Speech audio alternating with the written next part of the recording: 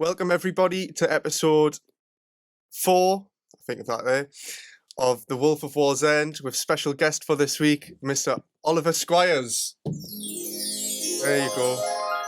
Introduce yourself, Ollie. Love that sound effect. Look at that. No introduction needed, just the sound effect. That encapsulates me as a person completely.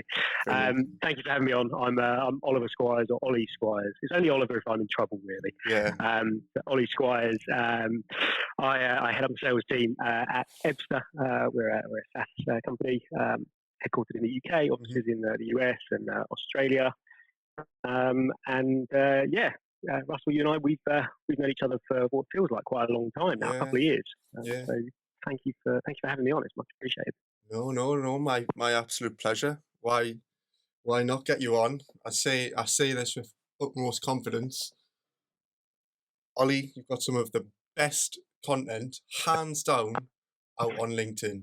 You know, it's just, it's you, it's unique, it's relevant as well, and it's just brilliant. It's just amazing. Like, you know, you see so many people out there posting, you know, all this thought leadership stuff, and look, there's room for that, and I appreciate that. You know, there's definitely space for that, but your content just does something totally unique. I think it's educational, it's pitching, it's selling subconsciously, making it hard to turn away and not be curious and to not take interest. But hands down, some of the best content out there on LinkedIn. So no, absolute pleasure to have you. And it was maybe 2 or a few years ago now where I came down to the Ebsta offices, the old offices. You've moved now, right? Haven't you? You've got the old offices, yeah. Yeah, you've got somewhere new. Yeah,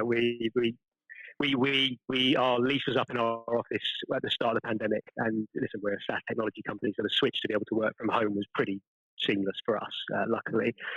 But then we've just opened up our new office in Old Street in London. So we've been in there about 3 or 4 weeks now, a bit of a hybrid model, a couple of days in the office, a couple of days at home. It's good. It's good to be back in the office. Yeah, I like it. Yeah, Jerry Hill was there a few weeks ago, I think. Yeah, seeing Steve. He was. I saw a little bit of I saw him taking the piss at the coffee machine. You know, sorry, Jerry.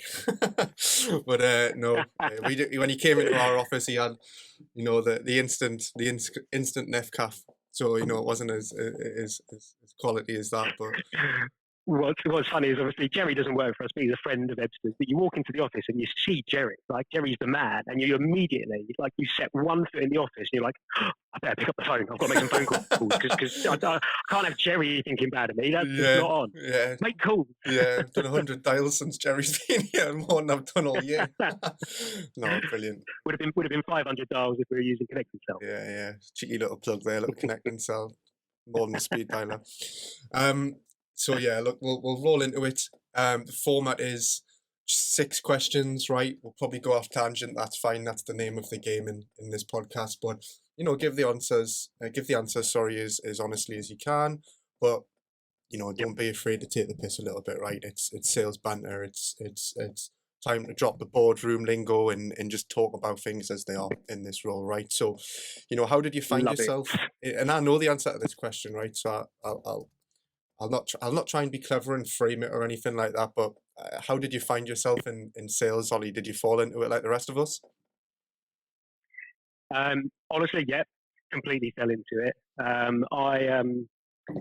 I always wanted to be an actor. Yeah. That's my background. I studied it. I did drama at school, then I did performing arts at college, then I did media performance at university, and then and I'm saying this in massive inverted commas, I was a jobbing actor for 6 years. So what did that mean? I mean, I was unemployed for 51 weeks of the year, and for another week I got a part in something. So when you're in work as an actor, it's the best feeling in the world. You're like living your dream, and you're getting paid to do it as well. It's phenomenal. But for the other 51 weeks of the year, you've got to pay the bills, you've got to feed yourself, you've got to pay the rent, right? So straight out of uni, I had a friend of a friend of a friend who introduced me to this guy, and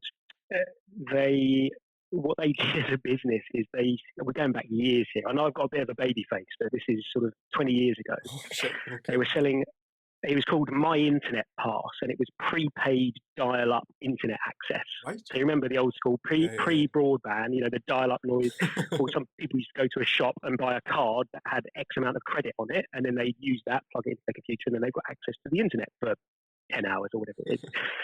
So I got a job working there, and it was a commission-only job. Ooh, savage. Cold calling all day, every day to independent retailers across the UK. It was tough because you could work 2, 3, 4 days in a row and not earn a penny. And then all of a sudden on one day, you'd absolutely kill it and make a load of money.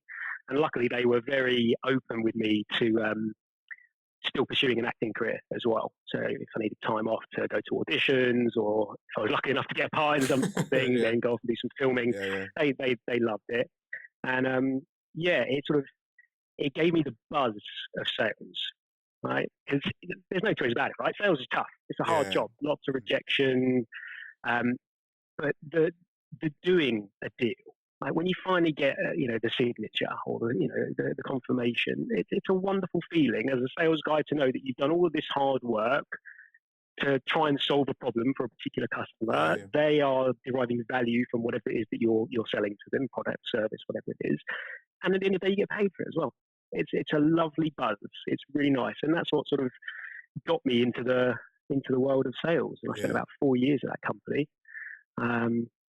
Learning sort of, I'm saying this loosely, learning the craft of cold calling, and then I ended up managing the sales team as well, and that was interesting, sort of learning to manage people as well, which is a whole another ball game. And then ever since then, I've had a number of different sales jobs. I was selling advertising. I used to sell advertising space at Emirates football stadium. Cool. The LED signage, which is quite hard because I'm a Spurs fan, so I didn't really want anything to do with Arsenal. If I'm being honest, shit sponsors and stuff. So funny enough, that my favourite deal that I did there was a game between Italy and Nigeria, but being played at Emirates. I think it was just an international friendly. I had 5 minutes of LED signage left to sell. I somehow got in contact with the head of marketing at a Nigerian milk company, a company that sells milk. And I sold them the slot. So it's just in the middle of a football game.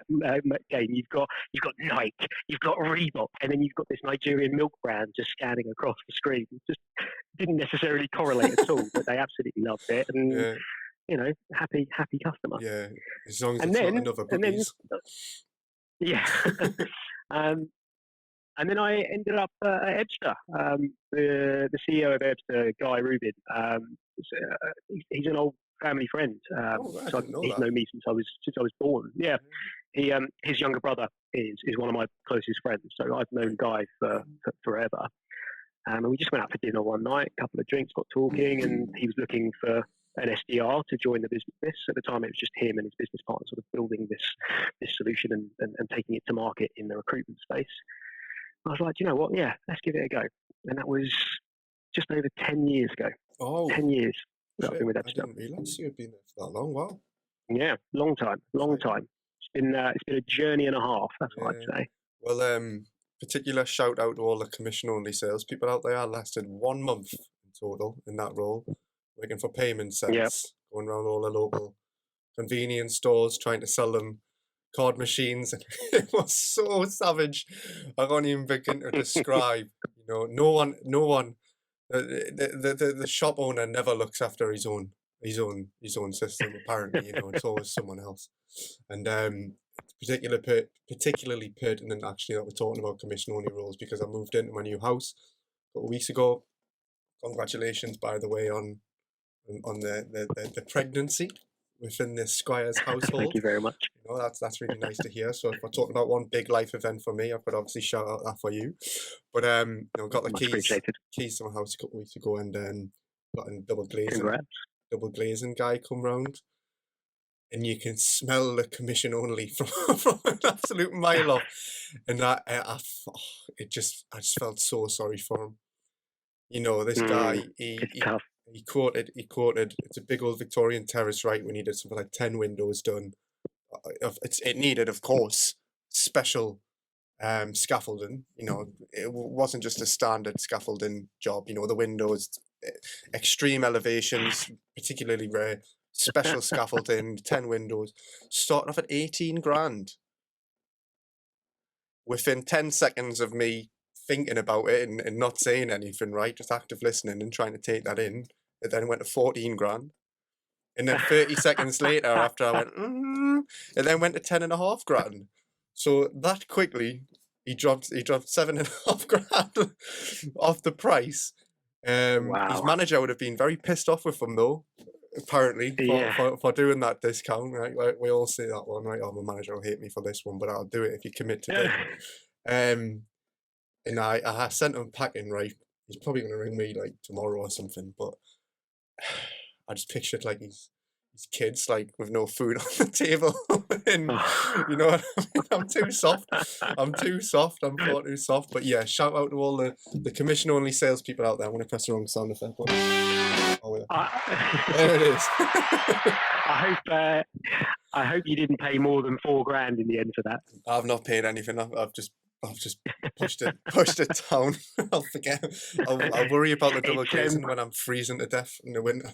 Yeah, it's tough. Listen, as salespeople, right, we've got to, number one, trust and understand and believe, and mainly understand why senior management and product people have priced our products at a particular price point, and then we need to use that and leverage that with conviction and belief that and understanding that there is a value in our solution, and that is why it is priced at that particular price point.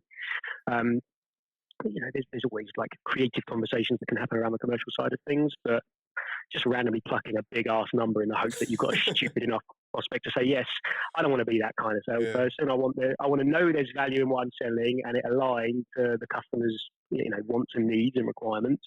And therefore the cost, effectively becomes a no-brainer. Yeah. But yeah, as you said, shout out to the all commission people. It's a tough gig. Yeah, it's really tough gig. But pressure makes diamonds, so stick at it. Anyone listening? You don't see that very often, do you? In tech sales and maybe, I don't know much about it, right? But you think tech sales doesn't really associate with that, does it? It's double glazing, merchant services stuff. But I wonder if there's any SaaS companies out there doing anything like that. Well, do you know, we live in a completely different world now, right? Yeah. The power is with the customer.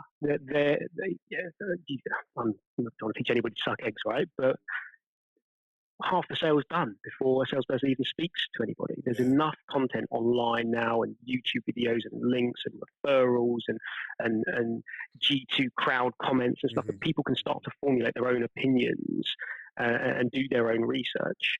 So back in the day when it was double glazing, like you had to trust the double glazing salesman because he knew everything, he held all the cards, or she for that matter.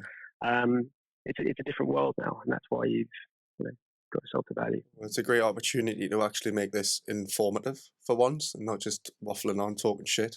67% according to Gardner of the buying journeys now done digitally, which essentially means before you pick up the phone, before you send an email, they already have been through the G2, they've already been through the Trustpilot or whatever it may be, right? But start thinking further up the funnel, guys. That's what that means. What you've just said there is exactly the reason why I create content and put it out there on LinkedIn. Yeah. I don't want to rely on solely on my marketing department to do all that top of the funnel stuff. I want my name to be synonymous with the potential pains and problems that clients are facing, so that when they do come to that position of I need to solve this problem, I remember that bloke Ollie did some funny stuff on LinkedIn. I'm going to reach out to him first and just have a chat. Yeah. That's what it's all about. Is I want to make people aware of me, my brand, my company, and the solutions that we provide, even though they're not in a buying cycle. That's the important thing. Yeah, no, definitely. Well, this is my stab at that, so fingers crossed. Doing a good job. No, brilliant. I said 6 questions. The first one answered 1 and 2. But next, what do you love about taking the Ebsta solution to market? I imagine elements of the ability to be creative, to be thoughtful in what you're doing, get your name out there, be synonymous with what you're trying to achieve, and in finding hidden revenues in people's CRM, right? Which is an absolute no-brainer. I speak to so many people, and when we start off a project here at Durham Lane, I say, right, yeah, you can build us a data list, you can pull that from Zoom Info, you can pull that from Cognizant, whatever, but make sure that you get the last 6 months of leads. And I know this is slightly different, right, from what Ebsta offers, but I always say to the clients as they're becoming, as they're coming on this journey with us, right, just get in that CRM, pull the zombie leads out of there. Who's not in the CRM over the last 6 months or a year had the TLC that they deserve, right? And give them to us, because I promise you we'll find revenue in there. It might be one extra thoughtful touch point, or it might even just be picking up the phone and now there's been a change in circumstances. There's so much cash in your CRM. But I don't want to answer the question for you any more than that. But what do you love about taking Ebsta to market? Um, well, number one, from being with the business from pretty much day one, it's been wonderful to kind of work with the senior management in sort of shaping the direction and the messaging, and even the product as a whole. It's been a really insightful and exciting journey. And it's not been like that. It's been ups and downs, and good bits, bad bits, stressful bits, more stressful bits, and wonderful moments as well. The thing that I like is the team here are we all work with each other. Nobody works for anyone. My boss guy always says, "You don't work for me, you work with me," and I love that as a saying, because it creates this real team camaraderie. So everybody's working towards the same goals, the same objectives, the same outcomes. And what that means is they give you the freedom to experiment, to try new things, try new angles. When I first started posting all this stuff on LinkedIn, I'm sure half my business was like, what on earth is he doing? Why is he such a stupid little attention seeker? Like, what's he doing? Why isn't he on the phone making phone that's what I was calls? going to say, get on the phone. Exactly. But once they start to see, oh, hold on a second, Ollie's generating, thousands of views, and he's booking the majority of his meetings off the back of his own video content. That's really exciting. So I'm pleased we gave him the leeway to do this. And now I'm actually kind of working on expanding this within our business. So it's not just me, but my team members. We just hired two new SDRs who have straight away got on to creating video content, and I'm helping them edit it all and put it all together and stuff. So it's giving you that freedom to experiment and try new things is really exciting when taking things to market. The second point to that question, from actually discussing Ebsta with people, what's the one thing that runs true with any business, right? Any business, no matter what you sell, what you provide, relationships are imperative. Relationships run through every single stage of the customer life cycle. Top of the funnel marketing, SDRs reaching out, account execs running process, customer success, support. The one thing that runs true across all of it is there is a relationship there. But the severe blind spot for the vast majority of businesses that I speak to and work with, if they haven't got a clue, genuinely, from a data-driven analytical perspective, whether relationships are actually strong or weak, or increasing or diminishing in strength. It's such a big blind spot. And that's what we do at Ebsta. We've effectively codified relationship strength to give companies that visibility.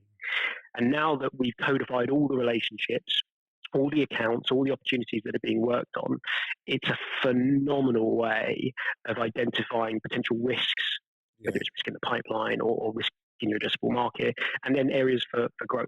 And what it does is it paints a completely different picture of the landscape. And that, for me, is always the exciting bit. When we work with a customer, they might be a bit speculative about this, but when we're able to show them, listen, you've got 500 grand in commit that's due to close this quarter, according to what's in your CRM. We can already tell you that 30, 40, 50% of that is at risk because of the analysis on relationships that we've done. So it's that, for me, that it's that exciting realization moment where somebody goes, yeah, go on, I'm open to a chat. Oh my God, we're in shit right now because our pipes. And then it's the happy moment of, well, actually, we know this now 2, 3, 4 months in advance before the deals are due to close. We can do something about it. So seeing that journey of skepticism, then realization, then kind of joy, it's a lovely thing to work with people on. Really enjoy it. That's really interesting you say that. That's like the anatomy of a cold call, isn't it? I'll not do this justice, but it's like sales psychology 101. You've never spoken to someone before. They get a call off you out of the dark. Lusher, give you the mobile number. So even worse, it could be a personal phone or something like that, right? That often happens. But it's about curiosity to, trust, i.e. I'm not commission only double glazing salesman, I'm actually bringing value. I've done a bit of research. So it's like trust, curiosity, and then piquing that curiosity into interest and like getting the next step. I think it's the kind of first like 28 seconds or 30 seconds of the anatomy of a cold call psychologically. But no, that's really interesting. That's really interesting. Well, question 4, those 2 SDRs, why didn't you outsource them? No, I'm taking the piss. No, I'm taking the piss. It's because you charged us 14 grand and then 2 minutes later said, "Oh, we'll do it for 10 grand." I was like, "Oh no, I'm going to hold out even longer. I'm going to pay him 50 quid." And that was for the triple glazing, not the single glazing. No, they're the special SDRs. No. But listen, for what it's worth, I still absolutely see the value in outsourcing the SDR function, but also having that in house so that me as a sales leader, I'm sitting there, I'm with them, I'm living it, I'm breathing it, and then with an outsourced SDR function, you can't necessarily scale those employees up to becoming account execs within your business, and that's the bit that we want to make sure that we're expanding upon as well. So don't be wrong, I still see the value, and we'll do some business one day. Trying to call. But no, to be honest, like I've never thought about this actually. The funny side of things is, what would I do if I was in that? If I was in your position, if I was in that position, I'm like that guy who will be like walking the sales floor, like he's been on that mobile for at least 5 minutes now. Is that Instagram? And like, and going for a beer after work, and next person to create an opportunity, pint on me, Nando's on me, whatever it is, right? I don't know. My bosses might be listening to this, so I'm not going to give an honest answer. But would I? Well, you know what it is. So again, I'm all about relationships, right? That's what we do as a business. We measure relationships, but also it's important to make sure that you have relationships internally. Now, I can have a relationship with you as a partner of Ebsta, but it's all about making sure you're building and growing and nurturing relationships internally within your business. It'd be interesting if you would like to grade how strong your relationship is with each of your employees. I've seen people that work in big old businesses, and an AE probably has never even met the CEO. Right? He's up in the ivory tower. Well, the relationship score or grading would be really low between those two. So that AE maybe wants to start to increase his relationship with the CEO. Let's get it from a D minus or a score of 1 to a 17 or a C plus, because that's going to benefit him or her in the long run. So building relationships by growing your team internally, I think is really important, and it's forget work just from a social perspective. That's what I was a bit hesitant about going back to the office, because I've loved working from home. I've loved it. And bluntly, I could work from anywhere as long as I've got a laptop and an internet connection. Send me to Fiji. I'll go and sit on an island, and I can do my job from there. I'm pitching that to my boss. It's not flying yet. Dial-up internet. But then I know a guy who sells some cards for that. But being back in the office, especially with new starters as well, their ramp time increases dramatically when you're surrounded by it, living and breathing it. But then just from a social perspective, it's wonderful. Bit of banter across the desk, and the ability to help each other out right there and then, instead of quick Slack message, or can you just jump on a quick 5-minute Zoom? Oh, I'm not available. Can we do it tomorrow at 3 p.m.? It's just a lot more fluid. Definitely. But relationships, all about relationships. What are your and again, I know number one, or at least I know that one of these top 3, right? But what are your go-to tools of the trade for what you do? Fill your pipeline, build those relationships, and become synonymous with the value proposition of what you do, right? LinkedIn, what are they? So, I mean, obviously, you can say Ebsta because we codify relationships, so we can measure that throughout our sales cycle. Salesforce is pivotal to my world. when I first started at Ebsta, we were, your stereotypical living off of spreadsheets. Yeah.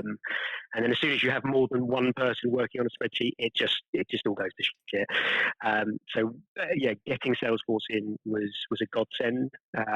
And I'm actually not a very technical person, even though I'm in the software space. I'm actually not very technical. So at first it was this kind of behemoth system, so many buttons, but over the years get to grips with it. And now it's just invaluable. And now we're also starting to learn HubSpot as well, because Ebsta now integrates with HubSpot, which is a new integration for us. We're getting a handle on that system as well. For me personally, the number one thing is LinkedIn. It is hands down the most powerful tool in my arsenal. Doesn't necessarily it would be the same for everyone. Hopefully anybody in sales can see the worth of LinkedIn, but not everybody uses it correctly. Right? It's not about connecting and pitching. It's the biggest networking party on earth. That's what it's all about. It's a networking tool. And the ability to create content, whether it's video, whether it's written, whether it's creating podcasts or anything, is so phenomenal, not only of building one's personal brand, but sparking conversation.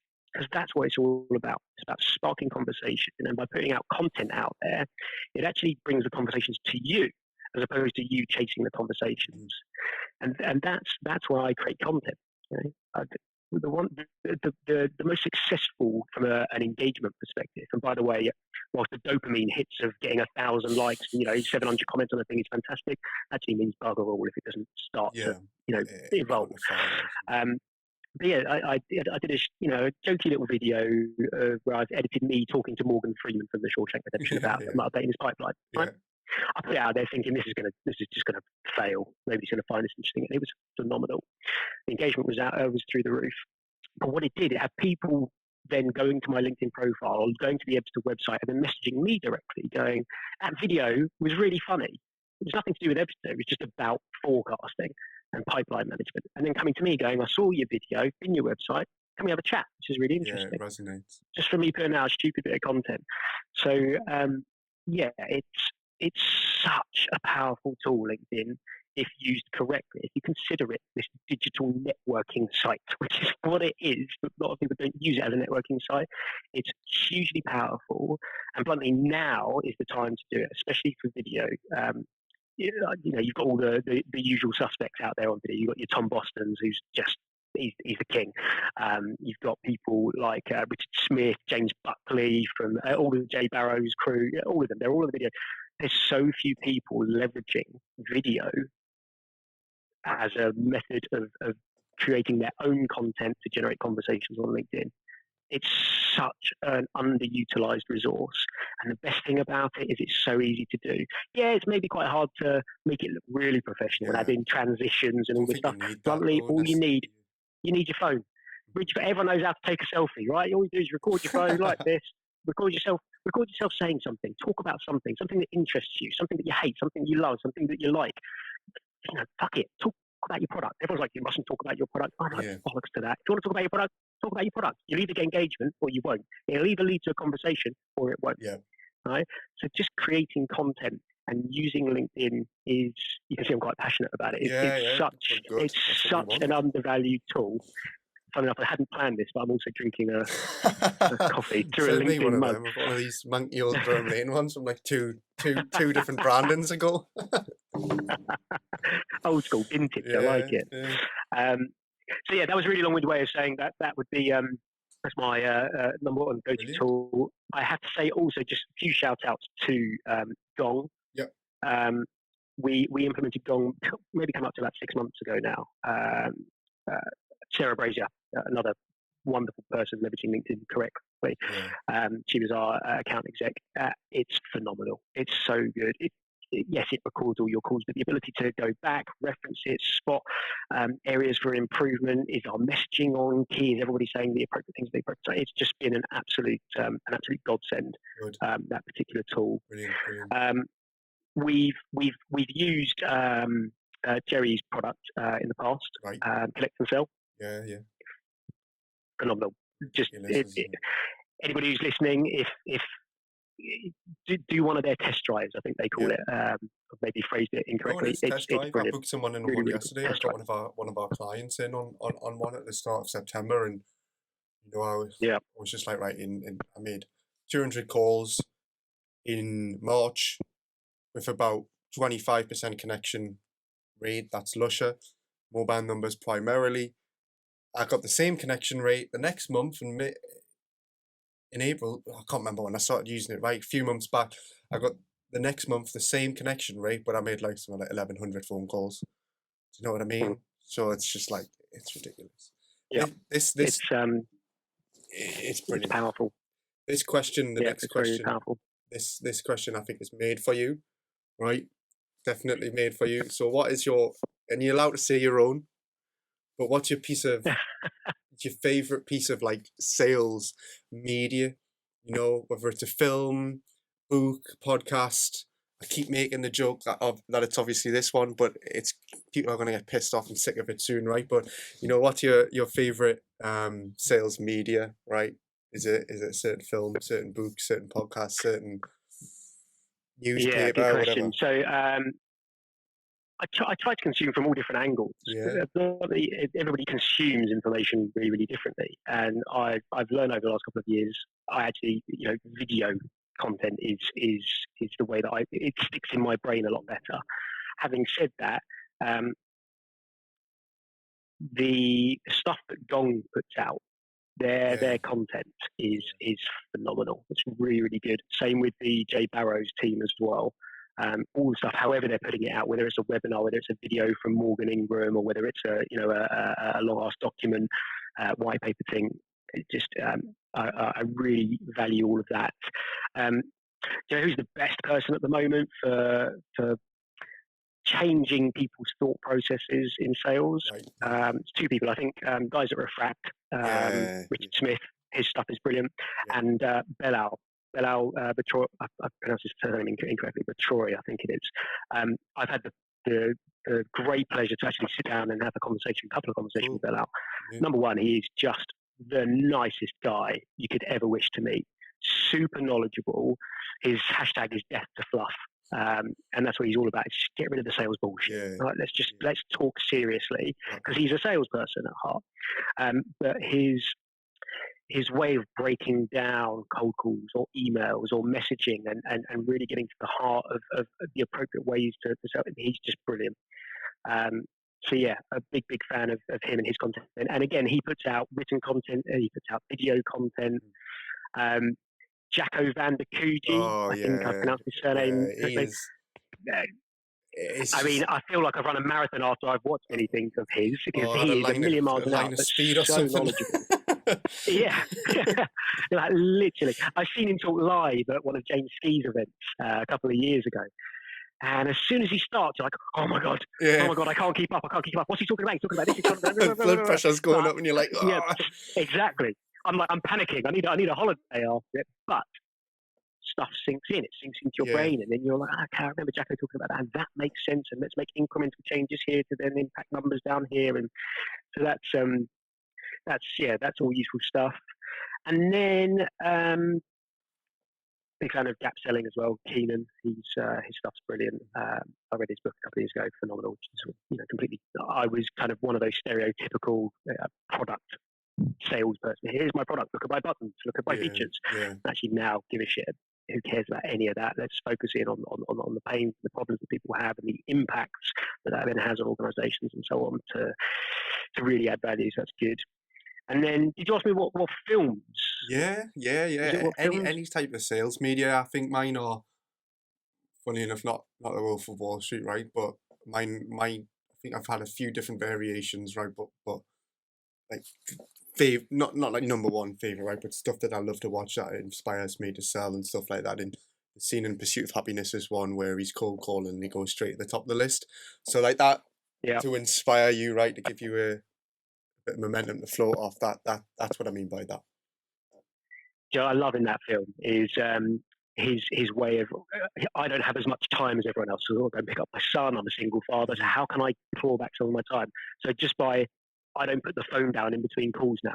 Just save yourself an additional 9 minutes throughout the day. Like, That's what a amazing. lovely little hack. I mean, listen, I don't want my sales guys to be working to that level because I think that just is too much. But I love those little hacks that people can do to get little productivity gains. I think it's brilliant. And then just that final scene when he gets the job Yeah, is lovely. is what a lovely moment. What a lovely moment. No matter how many times I've seen that film, I still love it. Um, one other film, listen, you've got the standard things like Wolf of Wall Street Mm, and Boiler Room and all that yeah, stuff, which yeah. are phenomenal films. I don't know if you've seen it. Joy with um, what's her name? Jennifer Lawrence. Let's have a look. I may Joy. It's all about. It's a real story. It's all about this woman who, as a child, she liked to invent things, and she basically comes up with this new invention for a mop.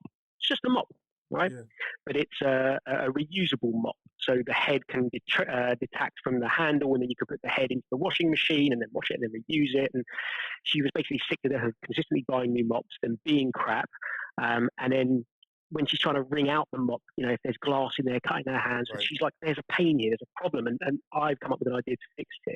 And it's all about her journey from creating this mop to selling this mop. And when I say selling this mop, she eventually gets to put it on QVC or one of these online Yeah, shopping channels, yeah, take yeah. it on, and the bloke who was presenting it was doing a terrible job. So she's like, I'm going to do it. So she got up there, and she became this like superstar in America, Wow. and she became this like millionaire.